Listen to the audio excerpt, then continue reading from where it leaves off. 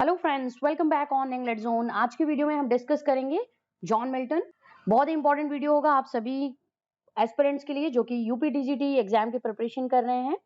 और इस वीडियो में जॉन मिल्टन से रिलेटेड जो डिस्कशन हम करेंगे वो इंपॉर्टेंट फैक्ट्स होगा, लिटरेरी वर्क्स का डिस्कशन होगा, इनकी ब्रीफ बायोग्राफी हम डिस्कस करेंगे और इसके साथ साथ वन लाइनर फैक्ट्स भी होंगे, कुछ उनके लिटरेरी करियर और लाइफ से रिलेटेड।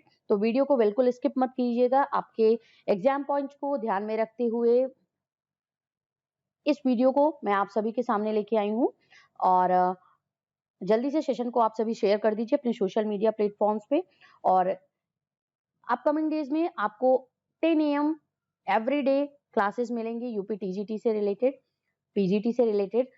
इंपॉर्टेंट वीडियोस होंगे जो कि आपके सिलेबस में ऑथर्स हैं उनसे रिलेटेड, एमसीक्यूज का डिस्कशन होगा और साथ ही साथ हम कुछ और इंपॉर्टेंट फैक्ट्स के साथ में प्रीवियस ईयर क्वेश्चन पेपर भी डिस्कस करेंगे जो अभी तक के यूपी टीजीटी पीजीटी के एग्जाम्स से वो रिलेटेड है।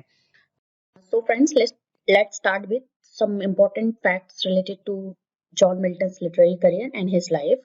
उनके कुछ लाइफ के लिटरेरी जो करियर के से कुछ रिलेटेड कुछ इंपॉर्टेंट फैक्ट्स से हम वीडियो की शुरुआत करते हैं। Friends, John Milton was born on 9 December 1608 in Bread Street, London in England. England के ब्रेड स्ट्रीट लंदन में 9 दिसंबर 1608 ईस्वी को जॉन मिल्टन का जन्म हुआ था।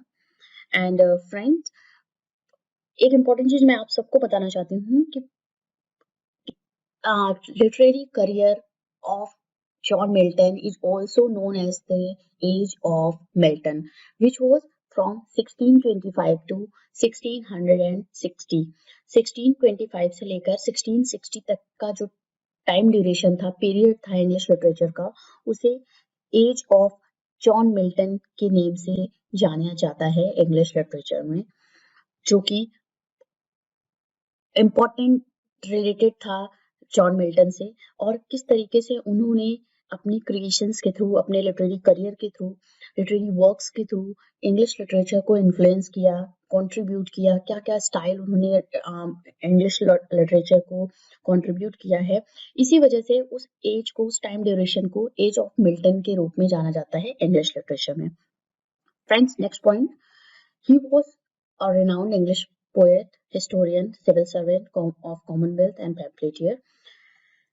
Next is, after William Shakespeare, he is considered to be one of the great writers in England. William Shakespeare के बाद वो इंग्लिश लिटरेचर के एक बहुत इंपॉर्टेंट एंड फेमस राइटर के रूप में जाने जाते हैं, बिकॉज जिस तरीके से लिटरेरी वर्क्स, जिस सर्कमस्टांसिस में उन्होंने इंग्लिश लिटरेचर को कंट्रीब्यूट किया है अपने लिटरेरी वर्क्स के थ्रू, वो एक बहुत ही इम्पोर्टेंट एंड बहुत ही प्रोमिनेंट प्लेस होल्ड करते हैं इंग्लिश लिटरेचर में। And also he was known as the lady of Christ. वो लेडी ऑफ क्राइस्ट के नेम से जाने जाते हैं बिकॉज जब वो अपनी स्टडी टाइम में थे कैम्ब्रिज में, he was studying in Christ college of Cambridge, and because of his face complexion and because of his delicate features, उनका रंग रूप ऐसा था, उनका फेशियल एक्सप्रेशन या फेशियल कॉम्प्लेक्शन आप बोल सकते हो, इस तरीके के साथ था। वो बहुत डेलिकेट लगते थे, बहुत ही पोलाइट टाइप के लगते थे। इस वजह से उन्हें क्राइस्ट कॉलेज में एक उपाधि, एक नेम से जाना जाता था। जो टाइटल मिला था वो लेडी ऑफ क्राइस्ट के नाम से था, जो कि मिल्टन को जाना जाता है इंग्लिश लिटरेचर में और उनके कॉलेज में वो जाना जाता था इस नेम से। Next, he had a good relation with Edward King and he wrote his popular elegy poem Lycidas in 1637 on his death. Friend, Edward king से जॉन मिल्टन का बहुत ही अच्छा रिलेशन था बिकॉज दोनों ने साथ में स्टडी की थी कॉलेज में और he was very good friend of Edward king. बहुत ही अच्छे मित्र थे दोनों। इसी वजह से उन्होंने एक पोएम लिखी है जो कि लिसिडास के नेम से जाना जाता है, and it was an elegy, it was elegiac poem because ये आफ्टर डेथ एडवर्ड किंग के लिखी गई थी, जो कि 1637 में कंपोज की गई थी। फ्रेंड, एलेजी होती है उस तरीके की पोएम जिसमें पोएट अपने किसी लविंग वंस या अपने क्लोज वंस की लॉस पे या लॉस्ट पे या उसके मेमोरी में एक पोयम या कुछ लाइंस कंपोज करता है, लिखता है, और उसे वो उसकी मेमोरी में वो चीजें लिख करके, जब वो सब्जेक्ट मैटर उसका बहुत ही ज्यादा सीरियस होता है, लेमेंटिंग होता है, सैडनेस होती है उसमें, इसीलिए इसको एलिजिकल पोएम बोलते हैं, जो कि किसी लविंग वंस की डेथ के बाद लिखा जाता है. And that's why in that process Lycidas was the elegiacal poem in the memory of Edward King, friend of John Milton. John Milton के फ्रेंड एडवर्ड किंग की मेमोरी में जॉन मिल्टन ने ये पोएम कंपोज की थी 1637 में. Friends, अपने आगे वाले वीडियोस में मैं आपको एलएसी से रिलेटेड कुछ एक्सप्लेनेशन, एक इम्पोर्टेंट वीडियो बनाऊंगी जिसमें आपको मैं डिटेल्स में एलएसी क्या होती है, what kinds of LAC are in English literature, literature में कौन कौन सी एलएसीज हैं, इंपॉर्टेंट एलएसीज जो लिखी गई हैं पोएट्स के थ्रू, उसके बारे में मैं आपको डिटेल में वीडियो के थ्रू समझाऊंगी. Next is, during his mid 30s Milton's eyesight gradually deteriorated and he became blind. His eyesight was gradually deteriorated and he became blind in 1652. 1652 में मिल्टन पूरी तरीके से ब्लाइंड हो जाते हैं. उनकी आईसाइट मिड 30s में, जब वो अपने मिड 30s में होते थे, उसी टाइम पे वो थोड़ी सी वीक हो गई थी, और 1652 आते आते उनकी आईसाइट पूरी तरीके से खत्म हो गई थी and he became blind. Friends, but after that जिस तरीके से उन्होंने अपनी पोएम, अपने लिटरेरी स्किल्स, अपनी जो एक गिफ्ट ऑफ गॉड था, उनके पास एक टैलेंट था पोएट वर्ड्स लिखने का, कंपोज करने का पोएम्स, एक इमेजिनेशन थी उनके माइंड में, उसको किस तरीके से उन्होंने इंग्लिश लिटरेचर को कंट्रीब्यूट किया है अपने लिटरेरी वर्क्स के थ्रू, वो बहुत ही इंपॉर्टेंट है. Because after his blindness he had compose most of the best poem and best poem he had composed, he had contributed to English literature, like Paradise Lost, Paradise Regained, and On His Blindness. These are the very important poems he had written after his blindness. So friends, let's discuss some important quotations related to John Milton, told by the writers, poets of another age in the praise of Milton. We have first John Keats. John Keats was the poet who admired the Miltonic verse and advocated that Miltonic verse cannot be written but in an artful or rather artist's humor. Friends, John Keats has quoted this quotation. उन्होंने ये quotation quote किया हुआ है Milton की मेल्टोनिक verse के ऊपर. Friends, first of all, Miltonic verse क्या होता है? Miltonic verse means the writing style, the composing style of Milton. How he has, what kind of technique he has used in his poems, in his literary works, that is called Miltonic verse. अगर हम बात करें Milton के blank verse use करने की, किस तरीके से उन्होंने पोएट्री में ब्लैंक वर्स यूज करा हुआ है, और मिल्टन का एक म्यूजिकल स्टाइल क्या होता था, एक पोएम में किस तरीके से वो लिखा करते थे, ये मिल्टन की मिल्टोनिक वर्स के नेम से जाना जाता है, जिसको जॉन कीट्स ने एडमायर किया हुआ है, प्रेज किया हुआ है अपने इस कोटेशन के through. Next is William Wordsworth. William Wordsworth opens his popular sonnet with Milton, thou shouldst be living at this hour. This is very famous quotation about John Milton, written by William Wordsworth. William Wordsworth ने ये लिखा हुआ है John Milton के लिए. ये बहुत ही famous quotation है, Milton, thou shouldst be living at this hour. Next quotation about John Milton, William Haley's 1796 biography called him the greatest English author. William हेले ने जो 1796 में की बायोग्राफी में उन्होंने लिखा हुआ है मिल्टन के लिए, ग्रेटेस्ट इंग्लिश ऑथर, इंग्लिश के ग्रेटेस्ट ऑथर, लेखक के रूप में. He remains generally regarded as one of the prominent writers in the English language. वो इंग्लिश लैंग्वेज के एक प्रोमिनेंट राइटर्स के रूप में जाने जाते हैं. उनको ये रिगार्ड किया गया है विलियम हेले के द्वारा. Next is Samuel Johnson praise paradise lost, जो मिल्टन का एपिक पोएम था पैराडाइज लॉस्ट, उसको प्रेज किया हुआ है। उसकी राइटिंग स्टाइल, उसकी कंपोजिंग स्टाइल्स, किस तरीके से मेल्टोनिक वर्ड्स मिल्टन ने यूज करा हुआ है पैराडाइज लॉस्ट में, इसको प्रेज करते हुए सैमुअल जॉनसन ने जो कोट किया हुआ है जॉन मिल्टन के लिए, a poem which with respect to design may claim the first place, and with respect to performance the second among the productions of the human mind. उन्होंने Samuel Johnson ने paradise lost को उस poem की category में लाके खड़ा हुआ है, जो जिसकी डिजाइन, जिसकी टेक्निक, जिसकी style, writing style, composing style उसको फर्स्ट प्लेस पे करती है इंग्लिश लिटरेचर में। ये कोटेशन सैमुअल जॉनसन ने पैराडाइज लॉस्ट के प्रेज में लिखा हुआ है, जो कि जॉन मिल्टन की पोएम थी। नेक्स्ट इज लॉर्ड टेनिसन, जो कि उन्होंने कहा हुआ है, लॉर्ड टेनिसन ने जॉन मिल्टन को प्रेज करते हुए, उनको एडमायर करते हुए, उनकी राइटिंग स्टाइल को एडमायर करते हुए, उनकी पोएटिक स्टाइल को एडमायर करते हुए लिखा है, god gifted organ voice of England and mighty mouthed inventor of harmonies. This is also very famous quotation about John Milton, written by Lord Tennyson. कभी कभी क्वेश्चन भी एग्जाम में इससे रिलेटेड पूछ लिया जाता है कि ये कोटेशन किसने कहा है, किसके लिए। तो लॉर्ड टेनिसन का ये बहुत ही फेमस कोटेशन है। और ऊपर मैंने आपको बताया कि जो विलियम वर्ड्सवर्थ का ये famous quotation Milton thou shouldst be living at this hour, ये भी बहुत ही इंपॉर्टेंट और फेमस कोटेशन है। इसको आप जरूर नोट डाउन कर लीजिएगा, समटाइम्स ये एग्जाम में भी आपके पूछे जाते हैं।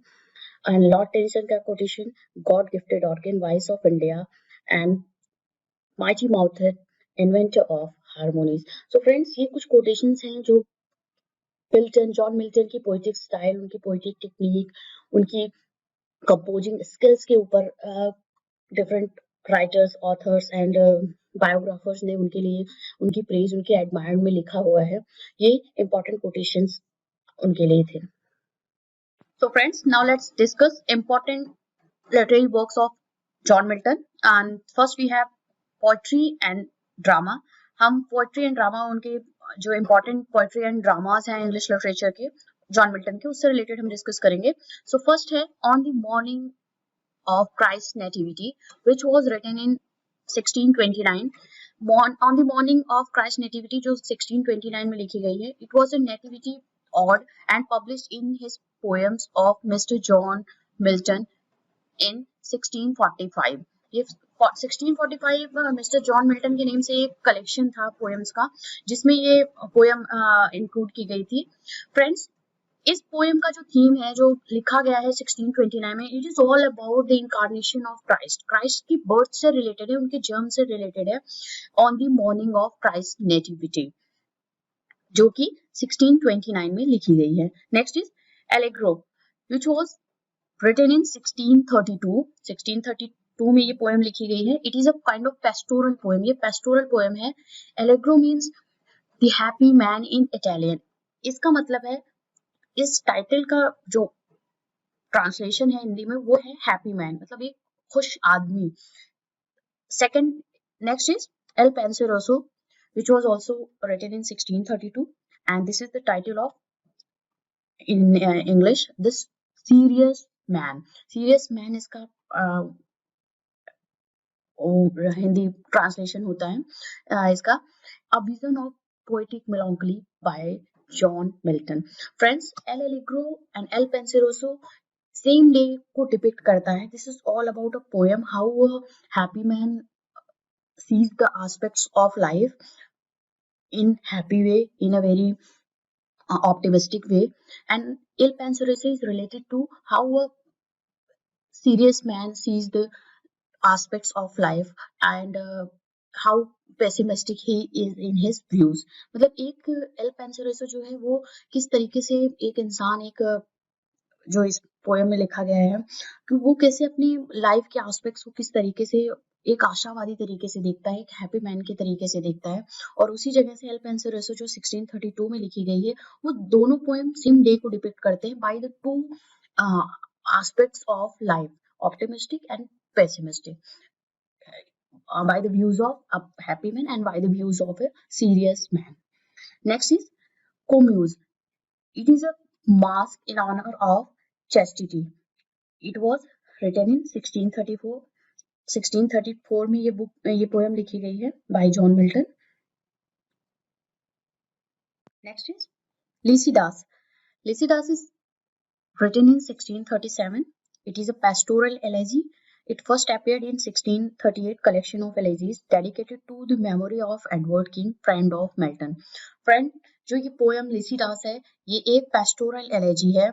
ये it is all about the lamentation of John Milton in the memory of his friend Edward King की मेमोरी में जॉन मिल्टन ने ये एलेजी लिखी हुई है after the death of Edward king, because Edward king John Milton के बहुत अच्छे फ्रेंड थे जब वो अपने कॉलेज टाइम में थे, और ये पोएम उन्हीं को डेडिकेट की गई है. Elegy is a kind of poem in which the subject matter is serious and about mourning, about the sadness, about the lamentation of a poet for his loving ones or for his close ones.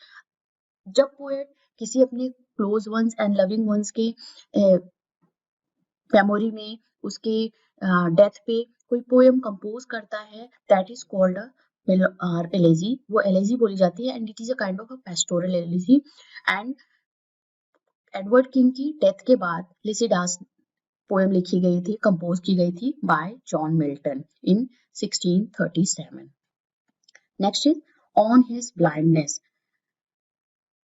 which was written in 1652. ये 1652 में book लिखी गई थी on his blindness.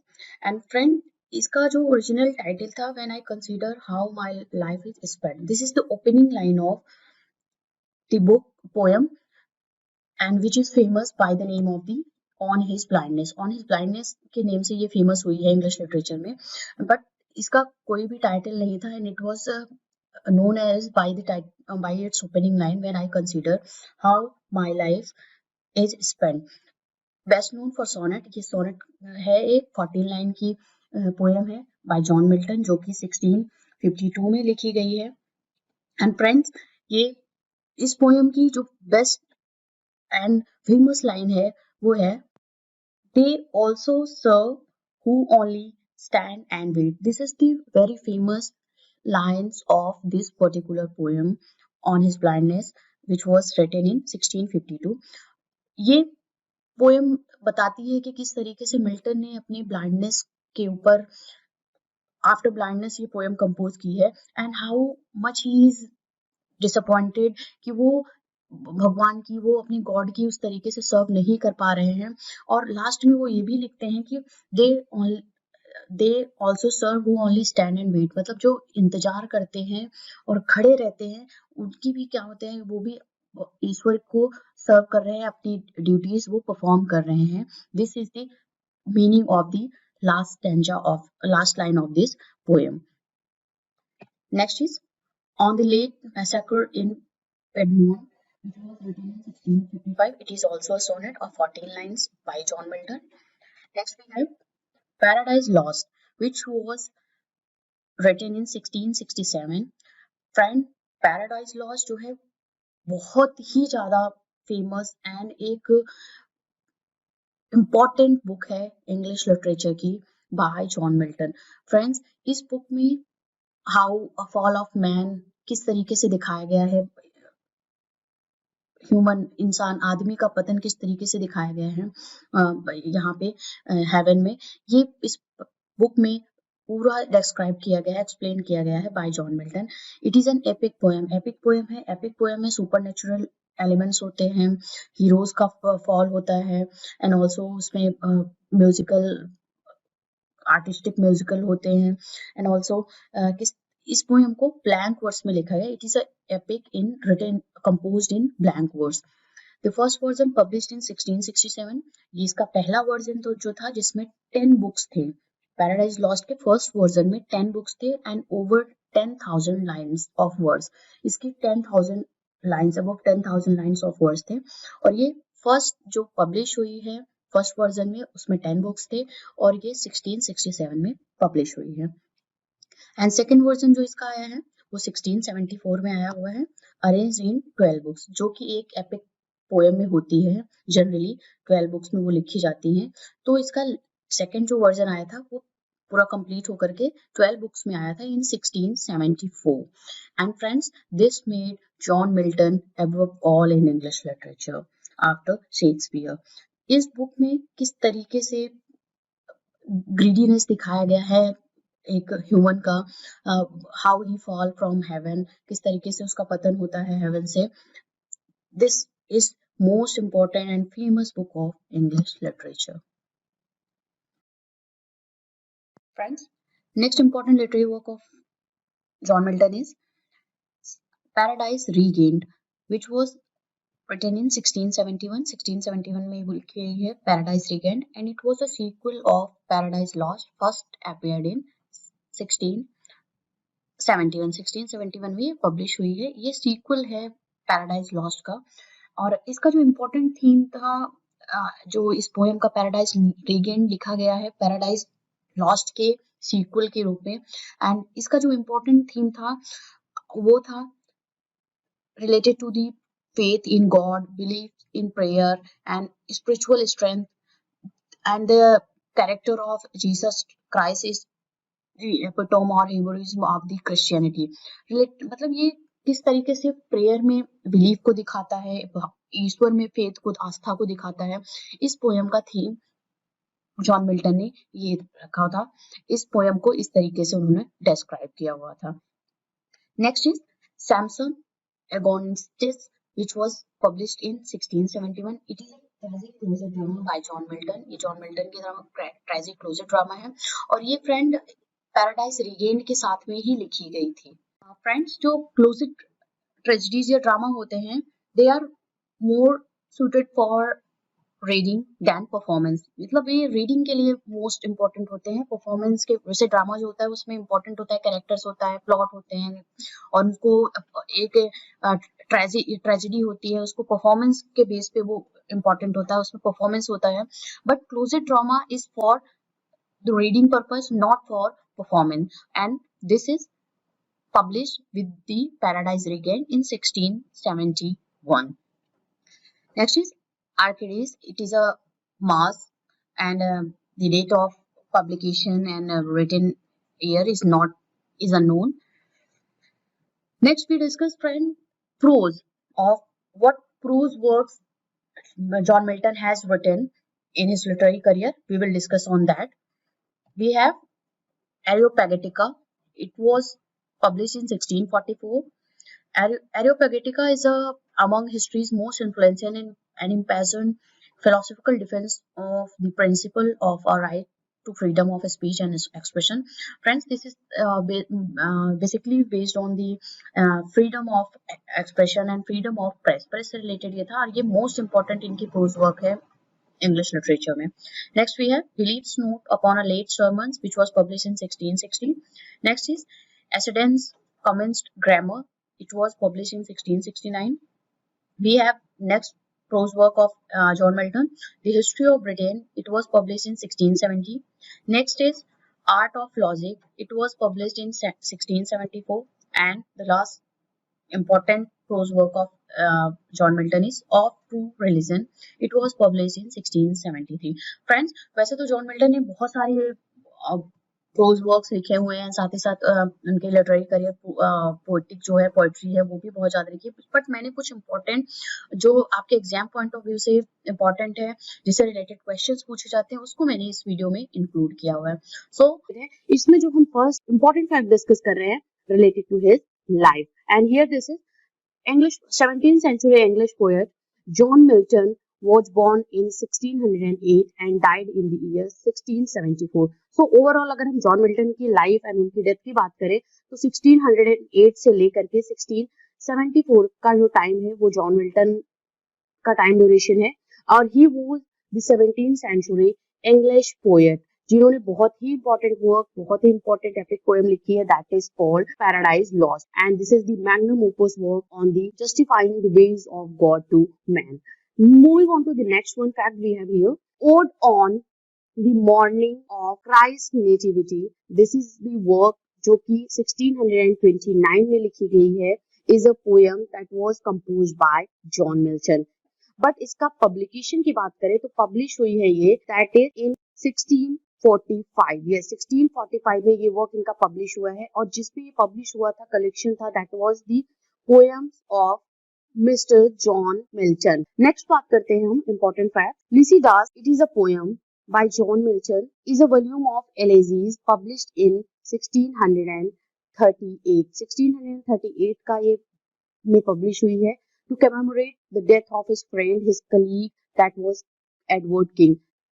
And here we have the another one that is related to the education of John Milton, and he was educated at Christ College, Cambridge. Milton, due to his delicate features, was known as the Lady of Christ. Yes, because Milton has a great face, he has a delicate and very cute face, and because of that, उनको जो Christ college में जब वो पढ़ते थे Cambridge University में, तो because of his delicate features he was famous, he was known as the lady of the Christ. तो अगर लेडी ऑफ द क्राइस्ट कभी कभी ये आपका एक फ्रेज पूछा जाता है कि who is known as the lady of Christ, तो आप वहां पे जॉन मिल्टन पे टिक करोगे। John Milton is known as the lady of Christ in history of English literature because of his delicate features, and he was educated at the Christ College, Cambridge, and there he got this name, this title, the Lady of Christ. Moving on to the next one we have here. Milton wrote Areopagitica in 1644 to defend people's freedom of speech। ये बहुत ही important pamphlet था, important book था Areopagitica, जो 1644 में उन्होंने लिखा है। ये एरियोपेजिटिका एक वर्क था, एक पैम्फलेट था जो पब्लिश करा था, and it was related to the freedom of speech, and because of this he was expelled from his college. उनको निकाल दिया गया था कॉलेज से, and that is related to the God gifted organ of England and mighty mouthed inventor of harmonies. This was said by who called Milton about this, and that was the Lord Tennyson, Alfred Lord Tennyson, the great Victorian poet, जो कि Victorian age के representative poet भी बोले जाते हैं ये। इन्होंने John Milton को बोला है god gifted organ voice of England and mighty mouthed inventor of harmonies because of the work he had written, because of the composition he had imparted, he had contributed to English literature। इसी वजह से इनको Lord Tennyson ने इस name से इस title या इनको एक फ्रेज पूरा डेडिकेट किया है जॉन मिल्टन के लिए। चलिए नेक्स्ट इंपॉर्टेंट फैक्ट की बात करते हैं, and this is related to the his important work on Shakespeare. On Shakespeare is an important work written in the year 1630 by John Milton, is a 16-line poem. This is a 16-line poem, and this work is in praise of Shakespeare because John Milton was the great admirer of the Shakespeare's work, और Shakespeare की जो masterpiece थे, जो works थे, उसको बहुत ही ज्यादा उन्होंने प्रेज करा हुआ है अपने इसी वर्क में। That's why he had written this work that is called the on Shakespeare in the year 1630। So ये फैक्ट्स आप नोट डाउन करते चलो, and it is an 16-line poem। Number another one we have, the age of Milton has been called the era of political unrest and instability। Yes, instability, this was the age of Milton, जब Milton ने अपना writing career या literary career start किया, या 1608 से लेकर के 1674 का जो टाइम ड्यूरेशन था, that was the era of political unrest and instability, क्योंकि वहां पे बहुत सिविल वॉर हुए, जो कि एक रूलिंग जो गवर्नमेंट थी that was unstabilized at that time, and that's why this age is known as the political unrest and instability age. Moving on to the next one we have here, fame is the last infirmity of noble mind। This is the very famous line occurs in the poem Lycidas, which was a poem written by John Milton on the death of his friend Edward King। Fame is the last infirmity of noble mind। ये exam में कभी कभी ये आपका quotation पूछा जा सकता है, क्योंकि मोस्टली एग्जाम्स में यही होता है कि आपके किसी राइटर से, उनके वर्क से रिलेटेड कोई कोटेशन आपसे पूछ लेते हैं, और ऑप्शंस में आपके पास होता है, तो आप कंफ्यूज मत होइएगा, उनके अदर वर्क्स को भी उसमें मेंशन कर सकते हैं, but this is taken from the work Lycidas, which is a elegy poem of John Milton। The word pandemonium was coined by John Milton as the name for the capital of hell in Paradise Lost. Pandemonium जो एक hell capital of hell एक building erect करते हैं Paradise Lost में Satans and उनके जो companions होते हैं when they were expelled from the paradise by God, तब इस इस वर्ड को उनके जो कैपिटल ऑफ जो इरेक्ट करते हैं वहां रहने के लिए हेल में, तो इसको जो नेम दिया जाता है that is pandemonium and this is known as the capital of hell in Paradise Lost and this word was coined. ये वर्ड जो था वो क्वाइंड किया गया था या आप कहोगे एक तरीके से इन्वेंट किया गया था बाय जॉन मिल्टन.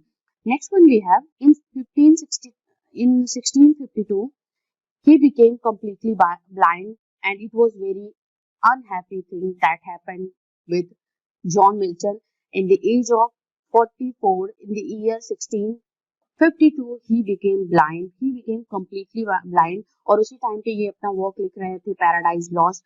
तो आप 44 एज पे क्लाइंट पिक करोगे, आप काउंट भी कर सकते हो. 608 में इनका जन्म हुआ था and 1652 he became completely blind. तो ओवरऑल जो टाइम होता है इसका that is 44. At the age of 44 he became blind. Next one we have his daughter helped him to finish Paradise Lost. Yes, because he became completely blind at the age of 44 in 1652 and she would transcribe the words that he was dedicated to her.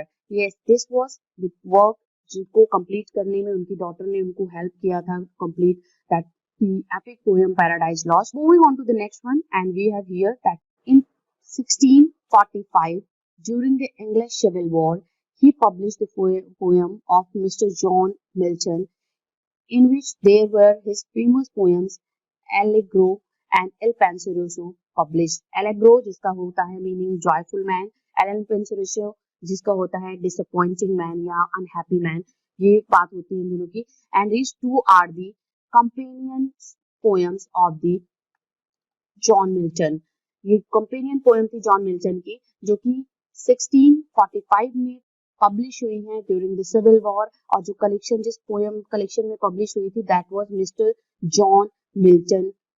That was the poem of mister John Milton. ये poems of mister John Milton इसका पूरा title था poems of mister John Milton and it was publish in the year 1645. और इसी year में इसी volume में on the morning of Christ's nativity this poem was also published in the poems of Mr. John Milton in 1645 with the other poems El Allegro and El Penseroso. Moving on to the next one, and here we have the another important fact. Samson Agonistes is a poetic play that was written by John Milton. अगर Samson Agonistes की बात आती है, it is not a poem. It is a poetic play that was written by John Milton, the great epic poet and the great poet, the great statesman of the 17th century.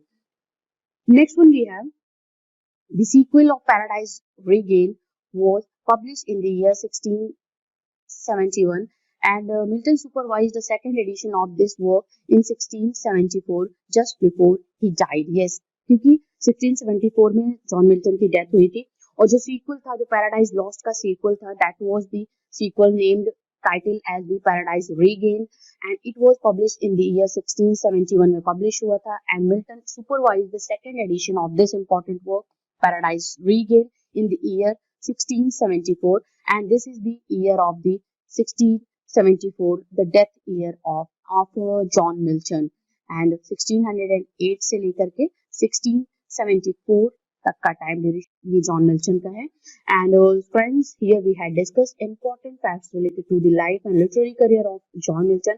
Please आप मुझे connect कर सकते हो WhatsApp पे 7838343836. This is my number. You can WhatsApp me there कि जो भी questions होंगे उनका जरूर रिप्लाई करूंगी एंड साथ ही साथ जो भी आपकी क्वेरीज हैं या आपको वीडियो कैसा लगा ये जरूर कमेंट सेक्शन में मुझे बताइए so that I can create a new video, new important facts related to another writer. See you in next video. Thank you very much for watching this.